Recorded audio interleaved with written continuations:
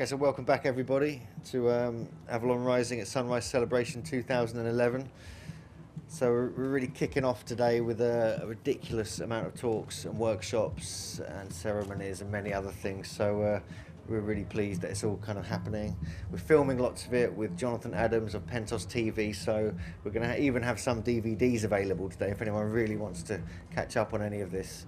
And we might even be live streaming it on the internet. So if any of you have got access or any friends who might want to watch it aren't here, please, we'll give you the link a bit later. So anyway, our speaker now is Adrian Ingledon Webber, and he's going to be discussing the Hurler's Stone Circle and also some information about the Shining Ones, which have a very deep prehistoric kind of mystery. So please give a warm welcome to Adrian Ingledon Webber. Thank you very much. Thank you very much, Hugh, as well. It's been quite interesting looking at the slides here. You've got stone circles and dowsing, which I kind of enjoy both. We'll be bringing a bit of both into the talk as we go through. Does anybody dowse here? I know one or two of you. I recognise one or two faces. And has anybody been down to the Hurlers down in Cornwall, the stone circles?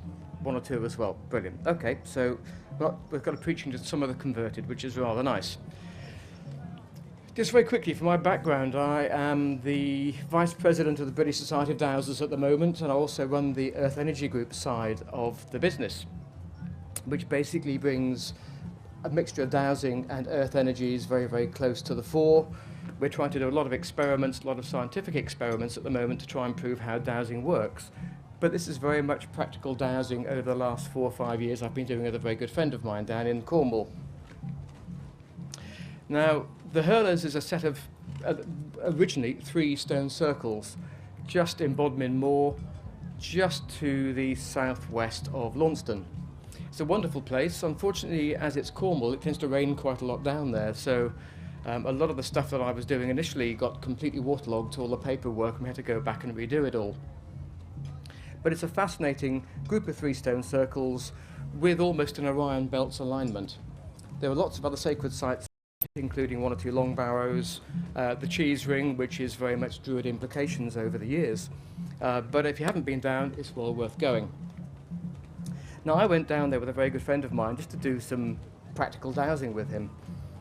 Because of the famed Michael and Mary lines running through, which we'll go through in a few minutes' time, is a wonderful place to go. If you like earth energies, then it's a perfect place to be. So, as you can, the graphics aren't brilliant on here, but as you can see from the old map, you have, let me come around a minute. The 3 stone circles, 1, 2, 3. The 3 stone circles down there in the Orion Belt alignment.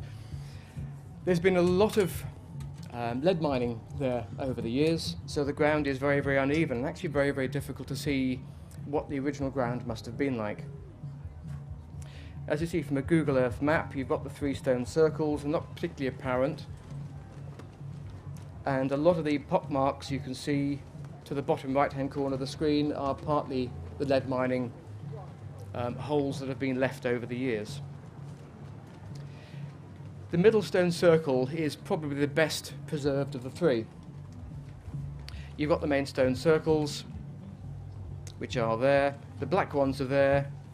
1 or 2 recumbent stones, the white ones are the missing stone circles. There's been a bit of work done on them over the years, a bit of reconstruction work done on them over the years, but they generally feel, from some of the earlier drawings, this is probably the best number of stones that were there, and by dowsing as well, you're picking up the fact that, yes, the stones have been there. Interesting enough to note is the actual centre stone was never actually central within the stone circle. It was always off line like that, and you'll be able to see why as we go through.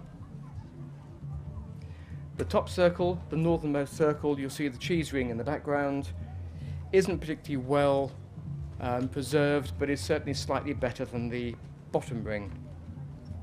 And again, you can see the various stones, the big ones lying down haven't been put up, and the bottom circle is the least preserved. As you can see there, only 1 or 2 stones left. Now, the reason for it is just during the Second World War, when the Americans were stationed down there, they were using tanks. They thought it was actually funny to actually run some of the stone circles over. So they were sort of practicing around knocking these stones left, right and centre, and actually not caring a jot that they were actually way, way older than their country put together. So David Lockwood and I, the guy on the right hand side and me on the left hand side, decided one day just to head down there just to see what we could find. The great thing about dowsing is if you can dowse, get a yes no answer from a dowsing rod or a pendulum or intuition, you are never ever bored, especially at sacred sites. I remember as a child going down to Stonehenge, the days where it was open access to everybody. You could just literally pay your fee and you could go and climb on the stones, which when I was 8 or 9 years old I did so. And unfortunately now, because Stonehenge is now walled off, you never really get a particularly good feeling of the site. In those days you'd walk in, you could buy a very, very dry HMSO booklet giving you an idea of what Stonehenge was all about. But as a child, you'd read half a page and never understand what the book was all about in the first place. So then I started dowsing at a very, very early age, and I found that you could start communicating with Spirit of Place, the guardian of the site, start asking questions about why it was there, how long it's been there. Unfortunately, it actually defies all the timelines that most of the scientists now give it, as does the stone circles at the Hurlers. Now, the reason we went down there, have you all heard of Hamish Miller, the late dowser? I know obviously one or two of you have. Hamish and a very good friend of his, Paul Broadhurst, both very, very good earth energy dowsers, had picked up on John Michel's Michael line, the big alignment running from Cornwall up through to the South Norfolk coast. And Hamish was outside one day just dowsing and picked up on this beautiful masculine line, which he then dubbed the Michael line, because every church it ran through seemed to be dedicated to either St. Michael or to St. George, the equivalent. So Hamish and Paul decided that it would be a great thing to go and investigate this line and write a book about it. They started down in Cornwall, walked all the way through. Every, I don't know, probably sort of half a day, every maybe 100 miles, they would actually come across a node point, this unusual hotspot that they couldn't really define at the time. They got all the way up to Avebury. They'd gone through Stonehenge and many, many other monuments along the way. They finally got up to Avebury, where this feminine line did an amazing dance around Avebury. So the masculine line did an amazing dance around Avebury. Then they discovered the actual node point was a further energy line actually crossing at those particular points. Hamish dowsed around Avebury and actually found that this beautiful line, these two intertwining lines, ran through from Windmill Hill, through Avebury, down through Silbury Hill, West Kennet Long Barrow, Swallowhead Spring, met at the sanctuary and then disappeared off, heading up towards Norfolk. So Hamish and Paul went all the way back down to Cornwall where they started, and their long exploits started all over again. The book now called The Sullen Serpent. If you're a dowser or like Earth Mysteries, it's probably the perfect book to start with. Once you buy it, you read through it within probably a day, and then literally you're in the car with a set of dowsing rods actually finding where these lines are. The difficulty is they are flexible, and having been in Avebury a couple of days ago, these lines are all over the place. They're not fixed, and it's interesting from Hamish's point of view. He was always one for new thoughts coming through, and I'd talk to him about it. He said, of course they're not fixed. But of course, once you've written the book, you put everything down in black and white. A lot of people look at them as very much fixed lines, but they're not. They do move all over the place. Within reason, they're always going to run through Avebury, but they won't necessarily run through the same two stones. And it was really following some of Hamish's exploits that really David and I decided that we would go down to the Hurlers and start dowsing as both lines actually meet within the middle stone circle. And being dowsers, you sit there having a couple of beers in the evening and think, this is going to be a bloody good idea tomorrow. We'll get in the car and go and do something, because that's what dowsers do. Bored dowsers are even more dangerous. They come up with some most outlandish theories possible. So, the Hurlers, the middle stone circle, the Michael line coming in from the left-hand side, the Mary line coming in from the bottom, meeting almost by the centre stone, crossing and actually again moving. We went there a couple of weeks afterwards, and actually Michael had moved from in between these two stones to here. Mary seems to be fixed in most of her positions within the stone circle, but Michael seems to be quite flexible the way he moves. And one of the stones here is the sacrifice stone. whether it is or not, it douses as though there were certain sacrifices there over the years, not many of them, but it seemed to be sort of a latter day thing rather than the original purpose. So these things are, it's a very, very energetic site when you walk in. A lot of people, unless you have any protection on, tend to get headaches in many cases, can often feel quite lethargic, can often feel nausea in certain cases as well. But it's certainly worthwhile going down to have a look. So we started dowsing around, laying flags all over the place. And basically we looked at the actual watercourses running beneath the stone circles as well. And I'm hoping you can see on the chart, when people have actually put the stones in, a watercourse is then brought in by human intent. And it's very much the same as churches. There are watercourses within churches which help the acoustics. And it may actually be that the acoustics will help with these in here, but it certainly energizes the granite and the substance of the stones. If water wasn't there, the energy wouldn't be quite the same as it is today. And obviously there are main big watercourses running through. There are secondary watercourses running through. Again, it's very, very, I won't use the pun fluid, but it's actually very, very fluid the way these things move. But ancient man really had so much at his beck and call by pure intent, could actually energize these sites. And with Avebury as well, there's quite a lot of work going on there at the moment, doing a very similar thing with intent, with meditation. The sites are beginning to sort of become quite energized as well.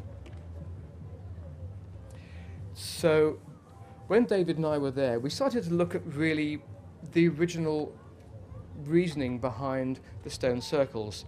Now, part of this work is actually all to do with the work called The Shining Ones by Christian and Barbara Joy O'Brien. Unfortunately, Christian passed away recently. I know Hugh's done some work with, I think Barbara Joy, isn't it, Hugh? Yeah.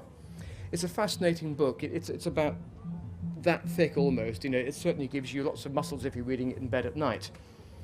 But basically, when dowsing through it, it really was very apparent that the Ananaj, or the Shining Ones, on their second diaspora coming out of Mesopotamia, coming out of the Holy Lands, actually visited a lot of the sites along the way, but particularly the Hurler's Stone Circle. Now, that's the two of them. A lot of the work is still being continued by their nephew, Edmund Marriage, in the bottom left-hand corner. The Golden Age project, if you're interested in any of this, the Shining Ones, their voyages around the whole of the world, both their first trip and the second trip, it's worthwhile logging onto their website, thegoldenageproject.org. Now, the diaspora, as they came through from really bottom end of Iran, moving through Greece, Bosnia, Norway, Scotland, Ireland, Wales, England, Brittany, Easter Island, to the States, over to India, and then of course across to China as well. It's a fascinating book. It basically almost goes about rewriting the Bible. I wasn't prepared to, for what was actually in there, written at a very early age. Now, the Shining Ones, who were they and where did they come from? Well, the Book of Enoch tells us they were tall men, their faces shone like the sun, and their eyes burned like lamps, and their breath from their mouths was like smoke. Their clothes were remarkable, being purplish, and on their shoulders were things that I can only describe as light golden wings. They were from the astral plane, given material bodies and sent to Earth for various purposes, both good and bad. And this could well be what they look like. But I think the next picture from Pueblo Bonito in New Mexico, I think, is probably the classic picture of what a Shining One would look like. In some ways, very, very close to what the Greys are looking like these days from the ET side of things. Shining One face, it does douse very much that way. These ruins are 10,000 years old. Now, as you can probably see in there, a lot of mythology, it is quite amazing. Mythology seems to be based on fact, a lot of it anyway. So you've got in Greece, you've got Kronos, you've got Zeus, you've got Ares, you've got Hermes, Aphrodite. The same in Norway, the various gods that many of us have heard about, and I think Hollywood have been exploiting over the last few years. And of course in Ireland, the Tuatha Dé Danann, the people of God light, are classic. They've worshipped the Shining Ones for many, many years. And you start talking to people over there, and it just becomes a natural way of life. Over here, perhaps people are slightly more sceptical. Now, in Easter Island, they've been there. In South America, the Aztecs, and many other, the Olmecs, working their way through. And of course into Atlantis as well. Now, I've always believed in Atlantis, even as a child. My parents never did. They always thought I was barking mad, but hey, sitting and talking here now, I feel probably quite in my own zone now, which is actually rather nice. But certainly with the book, it's a fascinating book and actually runs through a lot of the Atlantic periods. And there's a lot of books written by the two, by Barbara Joy and Christian, on Atlantis itself. The website, incredibly informative. Let's get back to the Hurlers. Now, the interesting thing about the Bible, and also from the Shining Ones, they always arrived on top of a hill, out of sight of the local population, as Yahweh always did in the Bible. Now, Yahweh's always arrived in a pillar of cloud, or a pillar of fire, or a pillar of smoke. And you start looking at many of the sites that are associated with the Shining Ones, and often with some of the stone circles here. There often are quite big hills nearby, and the Hurlers is a classic case. If I just go back, you've got the ground disappears very, very... Is it going to work? Hang on a minute. Yeah, the ground disappears very, very quickly over the top, and we'll come back to this area in a few minutes' time. You've then got the cheese ring at the very, very back. Now, it's amazing from a lot of local people. I think in those days, yes, they were intelligent people. They were very earth-orientated, but obviously they were very, very spiritual people at the same time. Probably not enlightened. I think enlightened has perhaps brought out a different meaning over the last number of years. And the site we dowsed was started in 3128 BC and took 6 years to build. The Shining Ones enlisted the help of the local Druids due to their belief system, although the Shining Ones felt the Druids at the time were not particularly enlightened beings. And the Shining Ones last visited the site just before our AD period. Now, the original reason for the site, and as proved by Christian, who was a geologist and also an architect, not an architect, let's go with the archaeologist, sorry, yeah, thank you. Thank you. What he looked at is using the 3 stone circles and actually these beehives that were built on nearby Cowardin Hill, and these beehives were 15, 20 feet, 25 feet tall. There are still remains up there these days, although it's not difficult, they're not easy to find. There's also a big television mast up there, which actually forbids people going anywhere close to. So during the course of a year, they could look at each of those beehives and actually work out exactly the day of the year. And there's Cowardin Hill. And if you guys are mathematicians, then you can look at this. I'm not.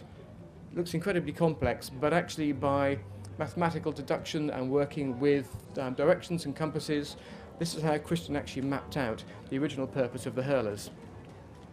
So quite fascinating, I think, from that point of view. It's just a shame where the building materials have all now disappeared.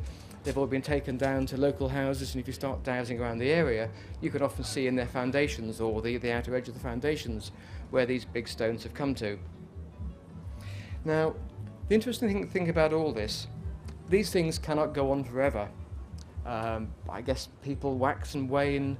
The power, maybe the local druid will wax and wane. Belief systems will wax and wane very easily too. And this is really when we were there. We discovered a lot more than was originally apparent. Now, once the beehives had started to be knocked down, the original builders of the stone circles had disappeared. Others then came along and used the stone circles for their own purposes, and obviously with new religious ceremonies and belief patterns. Now, the only way really to do this is if you look at that, Old Trafford. Now, can you imagine, I know we all know what it's for nowadays, but can you imagine what people in 1,000 years' time thought might have happened there? There is no way they would actually picture 22 men doing something with a football, but a religious ceremony, I think there's a very good chance. Can you imagine football in 1,000 years' time? But I think from a religious point of view, yes. And the same thing happened with the Hurlers. So, David and I, we came along with far too much time on our hands and started to ask daft questions. And as I mentioned before, this is when things really start to get quite messy, because with dowsing you can ask questions on anything: the past, the present, the future. Health matters. What's a good bottle of wine to drink in Bosnia? What's a good pint of beer to drink? How many pints of beer you can drink before you fall over? And why you wake up with a hangover the next morning, perhaps you haven't drank the right pint. So this is how it went. We were standing there in the middle of the stone circle, and I asked, are there any more stone circles here than apparent? And the answer came back yes. So we kind of said, well, how many more stone circles were there? 12. And that was kind of really it, forgive the bottom bit from Airplane, but we really were kind of quite shocked by the answer. So the well-known blue-arse fly, I tell you what, it had nothing on the pair of us that day. Once we've discovered this, then we had to go back to the car to get some notebooks. They were left in the middle of the stone circle, and off we went to try and find out where these missing stone circles were. Because of the lead workings that have been going on there over the years, it's actually very, very difficult. But once you start dowsing, once you start looking for them, you can actually work out where they were. And this is the original drawing that we went back later on to actually take some compass bearings as well. So when we finally got our act together, this is actually a much better drawing of actually what we found. So you've got the original middle 3 stone circles. On the bottom here, you've got the pipers, which are 2 stones that are still standing. As you start walking around the site, you've got 2 further stones at the bottom here. One has actually fallen over, and the other one there's a stump. So again, they echoed quite nicely what was found at the pipers. And as you start walking to the northwest, you start finding other stones that actually are lying down. So we began to build up a picture really of actually what then happened. So the first circle to the left-hand side of the pipers, doused very much as a marriage ceremony circle, that the priests and priestesses who were there at the time, and there were both, and actually it was, although it was more of a matriarchal society, had to still be men involved in the marriage ceremony. Not to actually get married to, because before I go on to that one, but both the priest and priestesses, there had to be a priest involved to actually make it law. So they would all start off from this little circle over the side. We doused it, and actually once you got there, you could actually pick out where the stones had originally been. You start digging down with rods, and you can actually pick up the stones that are still there. And they would actually come over the road, they would actually walk through the pipers. It's a bit like the Buddhist philosophy. When you actually walk through, you can actually walk through cleansing stones, you can actually walk through a cleansing hut with what do they start turning? They're the spinning wheels. You actually walk through there, you leave your old life behind and actually start with the new. And this seemed to be the reason behind the pipers. Walking into the central stone circle and always standing just off centre where that off-centre stone was that we'd seen beforehand. The next one we then found was the starting point for the wedding couples, which is actually north of the site. They start off at south of the site. They start off at the bottom circle, walk over the road, through the 2 stones that have fallen through, and into the central circle where they would wait for the priests. And then a more complex picture. You had the male initiate. Then you had the going on from there. We started to look at the actual religious side behind it as well. So you've actually got the marriage side worked on, both sides. You had the priest circle worked on, and then we started to look at what the top circle was all about, and it was very much of an initiate's circle. That before you could actually go and practice as a priest or a priestess, you had to perform your initiate rites actually within the main circle, the top circle. So we found a male initiate starting circle, top left-hand corner. There's only 2 stones left there, but in that the imprint of the original stones are still there. To the far right-hand side, there was a female initiate starting circle with quite a number of stones, again walking through 1 fallen stone and a stone that's disappeared on the right-hand side. And finally the priests and priestesses starting circle, working its way through, crossing over the male initiate's path and into the top circle where the ceremonies would then start taking place. Whoop, hang on a minute. Is that going to work? Excuse me a second. That's better. Now, we've dealt with the shining ones in the first place, having built the original 3 stone circles. These other ones were coming in just as we moved towards the AD period. The shining ones were coming through at the time, but their visits were a lot less. So the priests would still build a circle for them, which we'll talk about in just a few minutes' time, but very much as they started the religious ceremonies, they were almost forgetting about the shining ones. They were forgetting about the original purposes of the stone circles, the original astronomical alignment. It was beginning to take secondary place.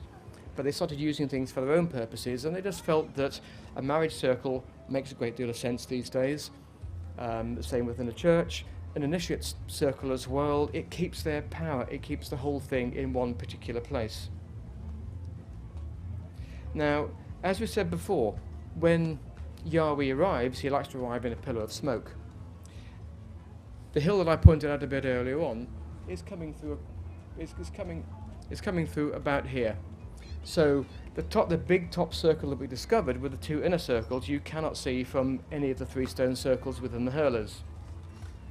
And as you start walking around, David went off to the left clockwise, I went anti-clockwise. And basically when you're dowsing, you tend to be look at the floor. And we actually then bumped into each other at the top right-hand corner. You can still see 1 or 2 stones where the red arrows are pointing, and also the outline of the original stone circle.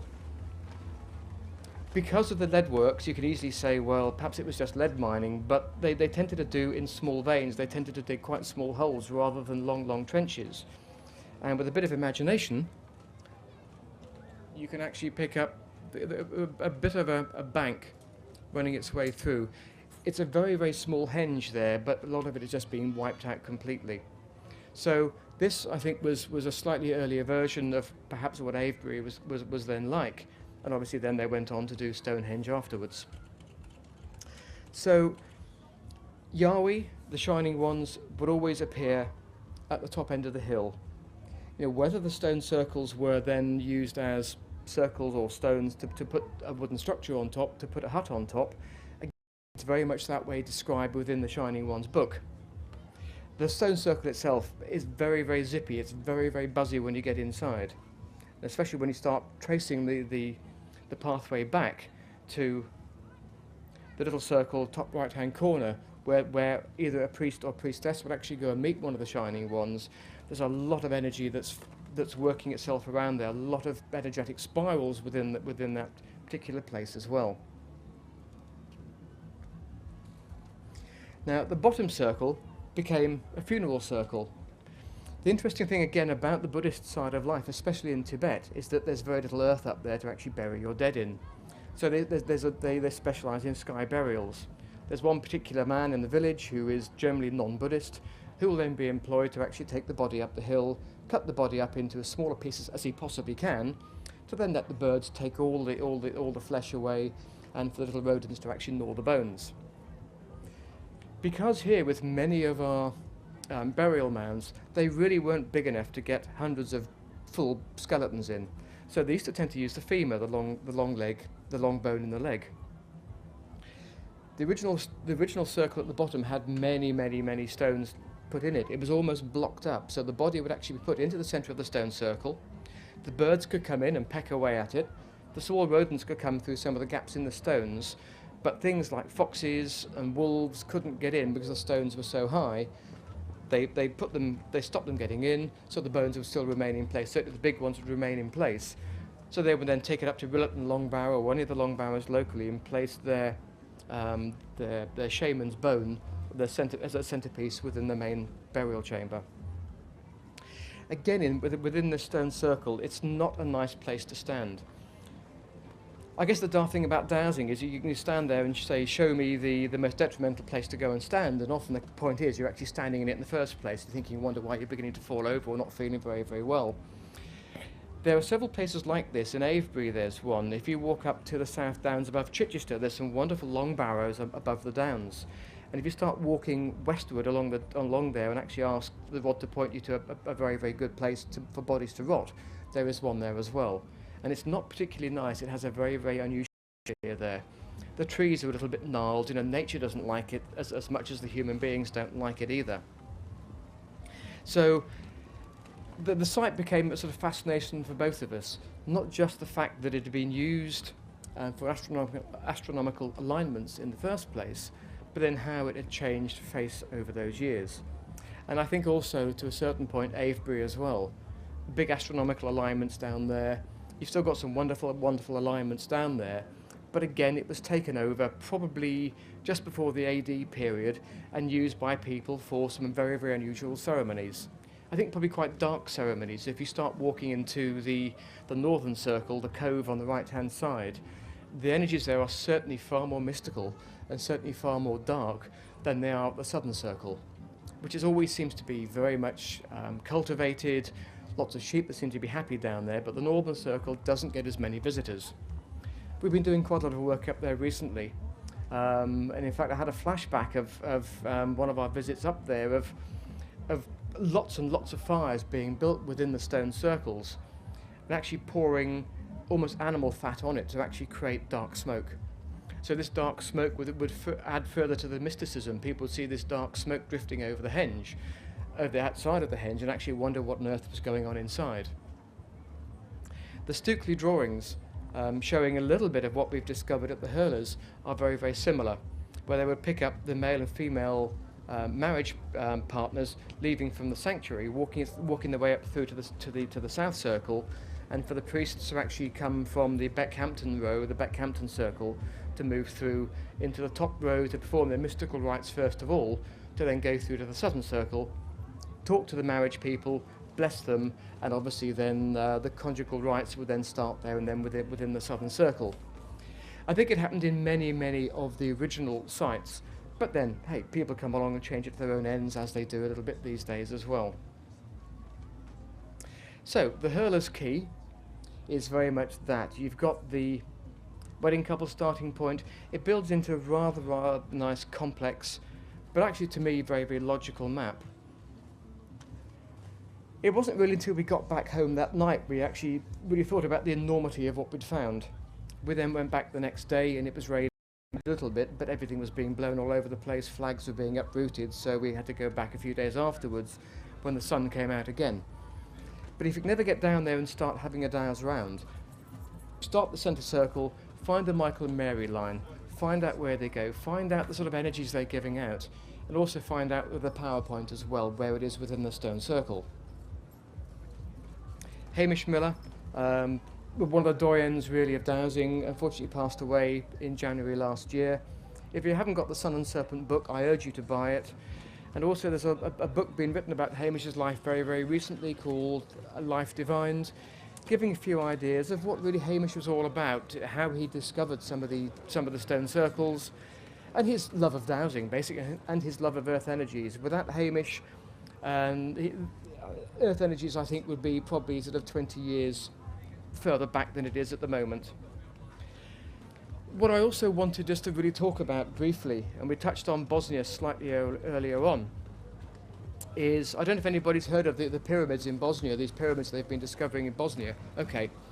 Hugh's, I think, going to a conference this year. I went to one, the first one they had about 3 years ago. And there were some remarkable similarities down there to some of the ancient sites that we're finding in the UK. And also some rather nice alignments coming through as well, coming up to the Skeelings, coming up through the Hurlers, wending its way down. I couldn't get a map big enough on screen, wending its way down through some very, very sacred sites in the Holy Land. Now, that's what it looks like. This was one taken, I think, back in about 1920. You can see the pyramid top, well, obviously, I haven't got to say, see the pyramid on the top right-hand corner. It's very, very pyramid-like. It's very much the cardinal points, north, south, east and west, as all the pyramids are in Egypt. It's in Visoko, which is just north of Sarajevo. It's a fascinating place. And again, if you start dowsing and start walking around lots of sacred sites within the UK, you get a feeling of what's there. The power of the place, the energy of the place. Visoko is no exception. You kind of get there, as you drive into Visoko, you get this view from the road. We then stopped, we took some photographs, but the the eagerness and the anticipation of everybody actually standing on this thing was tangible. You could almost taste it. Now, there are the three sites. You've got the Pyramid of the Sun, that one, Pyramid of the Moon, and Pyramid of Love down here. They've done some wonderful mathematical work on this, alignments on this, to actually sort of see how they work through, all to do with the original angles within the Great Pyramid of Giza. Actually works out exactly the same coordinates, exactly the same angles as these three areas. So as we're then getting closer, and as you get on towards the pyramid, you find these amazing limestone, almost concrete-like blocks. Now, when we were over there at the time, they were saying that it's not man-made. These are all natural. They've been there. It's all to do with the result of earthquakes. They were naturally formed. The earthquake came along and broke them up like this. They weren't a coating. There's a lot more research been done over the last 3 to 4 years, and I would like to try and get over to the conference this year if we could, to actually prove that this stuff is actually man-made. It's like a concrete, it's like a conglomerate, and it's lining all over the face of this pyramid. Now, the Egyptians, the Egyptologists who were over there were very, very scathing and very skeptical about it all. But of course it basically means, if proved right, it actually dwarfs their pyramids by hundreds and hundreds of feet. And this thing's about sort of 600 feet tall. The original hill everybody felt was kind of shaped that way, but man has influenced it, man has angled it even further. The little pimple let me just go back one, the little pimple you see on the top is the remains of an old Roman fort, but that actually goes back thousands and thousands of years. Even before the Romans, the kings and queens of Bosnia were always crowned on top of this pyramid. There are tunnels leading through it. There was an escape route that we found that the kings and queens of Bosnia would always find if the castle was under attack by people outside.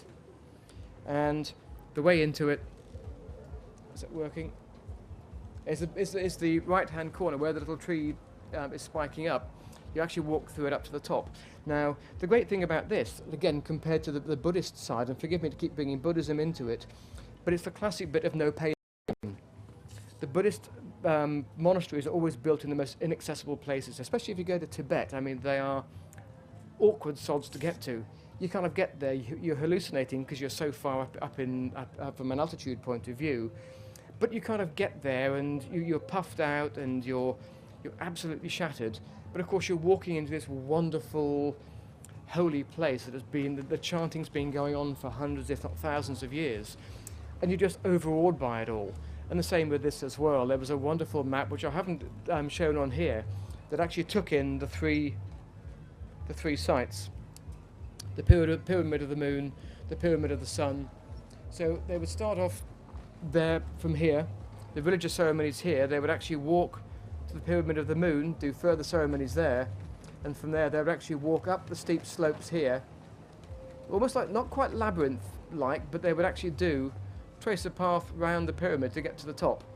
So these poor devils were absolutely knackered when they got up there, but of course ready to be talked to be initiated, to perhaps have a spiritual journey, if you like. It's like a spiritual high. They're probably dehydrated, hallucinating, and that was kind of part of what this is all about.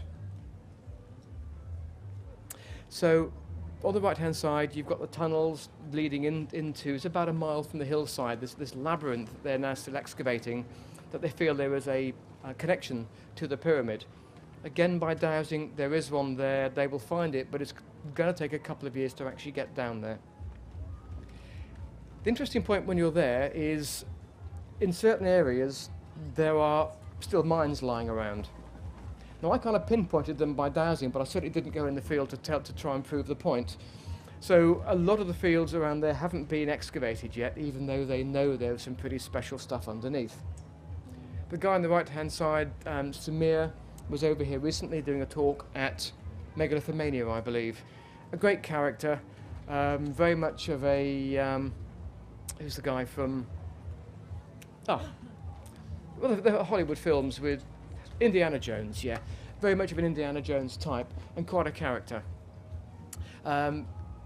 I told him, you can go in there, but you know, if you keep to a little path, you won't hit the mines. Even he didn't trust me. Bottom right-hand corner, a guy called Maladin. We've got this amazing, just bringing this one in, I couldn't really leave you without mentioning this. These amazing stone balls, which are about 20 miles northeast from Vesico. And these things, as you can see, are absolutely massive. Everybody thought, the geologists thought they'd just rolled down the hill. But unfortunately, the actual valley itself was only probably about 200-300 yards long. And these were halfway down the valley. So I can't see really from an erosion point of view, unless somebody's picked them up and put them back up there again for them to roll down the hill and do it again and again and again. So they figured these are actually man-made. Why they're there, still nobody really knows, but they're certainly doused as man-made. A lot of them have been broken up. People originally thought there might have been treasure inside. The fairies might have made them and left gold inside for them. So a lot of these things have been broken, but there's probably about 5 or 6 left there, which you can still go and stand on and douse, and that was Maladin dowsing at the time. Now, whilst we were there, and to the back side of the Pyramid of the Moon, a farmer came up, and I was doing some dowsing in the field, and said, "What are you doing?" in Bosnian. Luckily we had a Bosnian guy with us who could actually translate. And we told him what we were doing, we were dowsing, and they were looking at the pyramid here, and we were looking at all these lovely slabs that had been found around the place. And he said, "Come with us, we've got something special to show you at the field." So about, I don't know, a quarter of a mile away, we all walked in the baking sun. And we came across this burial mound. I mean, the 3 Brits who were there, the 4 Brits couldn't believe it. It was just a classic, almost English burial mound. I know you get them all over the place, but it was just so perfect. Now, if you douse, say West Kennet Long Barrow, or you look at the plan of it, and also if you, which I think Peter's talking about it afterwards, so it'll be quite interesting for his follow-on talk. If you then start dowsing and looking at some of the oldest buildings in the world in Malta, a lot of them as you walk in have these side chambers. West Kennet has certainly 2, and the big one at the end, it obviously went on for another 120, 130 feet. This thing has side chambers. Only one each as you walk in, and there are human remains in there. So they haven't excavated it yet, or if they start in it, I haven't had any news through, but I'd like to try and go back and see. But on top of it, you've got these massive slabs that are almost precast, and the same as the pyramid. Now, I can't really leave without talking about alignments, because I know everybody loves alignments around here, and everybody talks about alignments, and if Sean was here, he'd probably quite like this one. In between Sarajevo and Vesico, which is just to the left-hand side of, Vesico you can see in the middle, and Zenica at the top. Now, that's what it aligns from. This is standing on top of the Pyramid of the Sun. And you've got this amazing 2 notched hills with the big hill that overlooks Sarajevo in the background.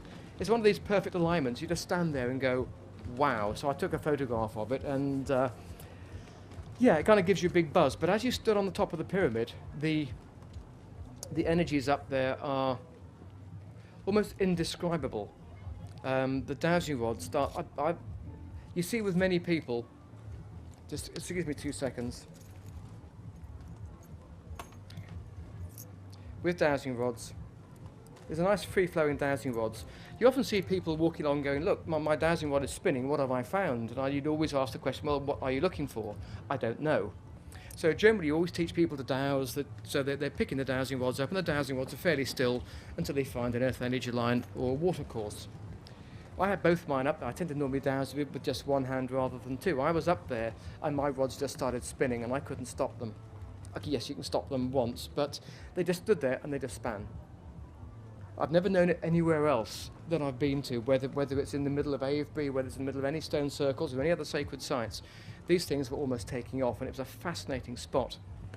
But unfortunately, there's a big problem there between Sam or Samir Osmanagic and their archaeological side and the official archaeologists working for the Bosnian government. They don't like each other, and we had to sneak up here one day, and luckily the conference had finished. So we actually drove up there, we got up here for a couple of hours, and then actually we started talking to some of the local archaeologists, and they were sort of quite happy with it. But they said if their boss turned up, then we have to skedaddle. They don't like dowsing rods up there, they don't like foreigners up there, they don't like alignments, they don't like anything to do with the Pyramid of the Sun or the other Bosnian peoples. They're just there to excavate the Roman fort and see what see what remains and see what palaces they find underneath, which is a great shame because if the two people combined, they could do an awful lot more about it. But work continues. But these alignments and it's like an amazing power spot there. Now, that's what it looks like when you start dowsing. And I did a bit of dowsing when I was there, but because the rods wouldn't behave for themselves, when I got back home, you can remote dowse. So I got a very close scale map from some friends of mine, and I'm working on an even closer scale map at the moment. And actually just working out some of the actual earth energy lines crossing. So the green lines are earth energy. Can you make out the green lines? Most of them are green lines. The blue ones, the thicker lines, are water courses.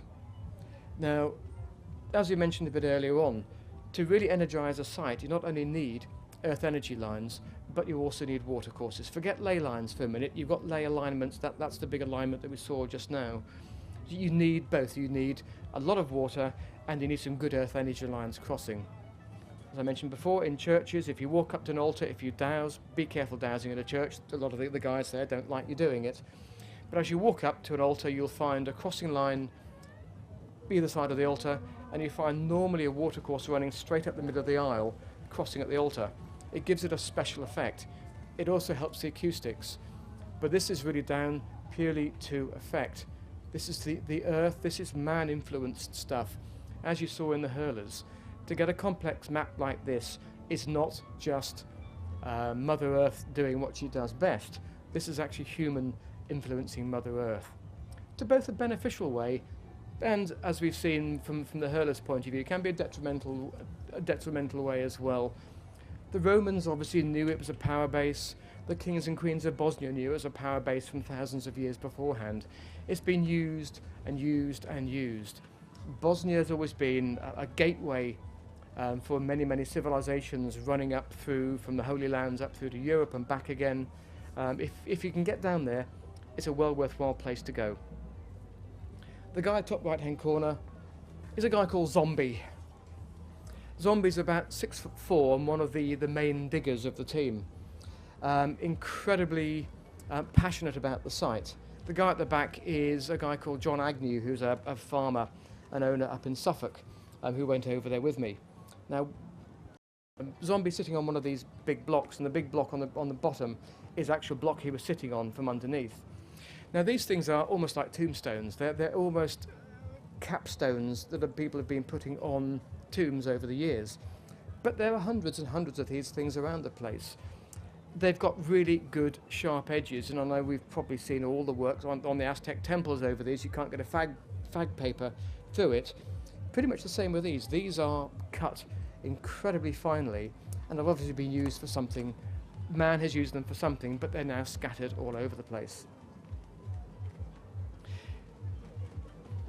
As I left, I got an email from Sam with this photograph on, and I looked at it and I thought, well, you know, it could easily be Egyptian, it could be Aztec, it could be Mayan, but no, it was actually discovered only a few miles away from one of the pyramids. So really, I guess in some ways the big question is which one came first. The Egyptians will always claim that their pyramids are the first, but of course the Mediterranean's only a short hop over the Egypt's only a short hop over the Mediterranean from Bosnia, and vice versa. So let's just say, you know, these guys, the Egyptians came over doing whatever they did over here, saw the Bosnian hill that was man-influenced, almost made into that pyramid shape, got the idea and they went back over to Egypt and started plagiarizing it, rather than the other way around. They will have it the other way around. They don't like the Bosnian pyramids. In fact, they go out of their way to rubbish them. But because of all this material that's built up around it, this amazing shape and the amazing alignments out there, you know, nothing is left to chance that way. You know, it cannot possibly be. So these granite blocks, these big, wonderful blocks, are there for anybody to go and dowse, and unfortunately for a lot of people to actually go and use in their foundations. So from an ancient point of view, these guys knew what they were doing. They would pick their tower of power, if you like. They would pick out one of these beautiful hills. Let me go back to that one a minute. They would pick out the alignments. They would pick out the special shaped hills. You can start looking around Wiltshire, start looking around Somerset. Once you know what to look for, the whole of the landscape has completely changed over the years. You know, nature doesn't create flat lines. nature doesn't create unusual little notches in hillside. Just have a look at them. If you see an unusual notch, the chances are there's going to be the sacred soul temple up there. And the same with lovely sacred wells as well. And there were 1 or 2 sacred wells down here, which I haven't got time to go into.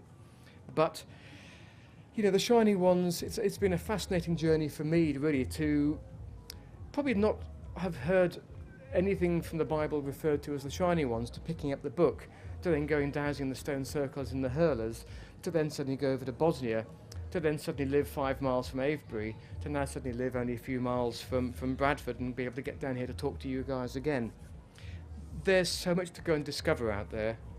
So I hope that this talk has given you something to go and look at. But I urge you, if you haven't got the Sun and Serpent book, go and grab it. Thank you very much. Now, we've got time for questions. Have anybody